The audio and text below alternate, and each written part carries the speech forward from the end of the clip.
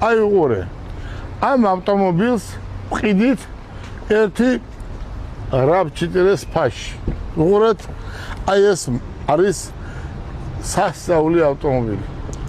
დავათვალიეროთ ინტერიერი. აი ლი 6 ლი 7 8 9 მოდი ბიძია, მოდი, ესეთი ლამაზი გოგო ხარ და ეს რა არის ჯეტური, მოდი ამაში დაჭიქი და ეს ვაყიდიოთ, ხო? გდიახ, კარგ ფაშშიც ვიცი. აი ყურე, სურათი გადაუღე, გაუგზავნე და უთხარი, რომ ამ ავტომობილს თქვენ მოგცემთ $15000 ეკვივალენტ ლარში. აი უყურე, ეს არის ჰიბრიდი. დიახ, ესეც ბენზინის და plug-in ჰიბრიდი ელექტროძრავით, რომელიც სრული დამუხტვით და მაქსიმალური სავსე აუზით გადის 1200 კილომეტრს. უყურე, ერთი კლიენტი აგერ ყავს, ხო? დიახ. ეს გოგონა არის გასათხოვარი. და ერთი მანქანა რო დაახვედროს სასიმამრო, ხო? სითევში. ეს რა არის? ხო არაფერი არა. შენ მოდია ბიჭო. მოდია. მერაბი. ახლა შენ ჩაჯიქი კარგ მანქანაში და კაი სასიძოა, ხო?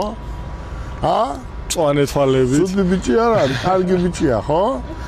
სურათი გადაუღე. და ხო იცი როგორც ხდება, რა არის ბიჭო ერთი ავტომობილი.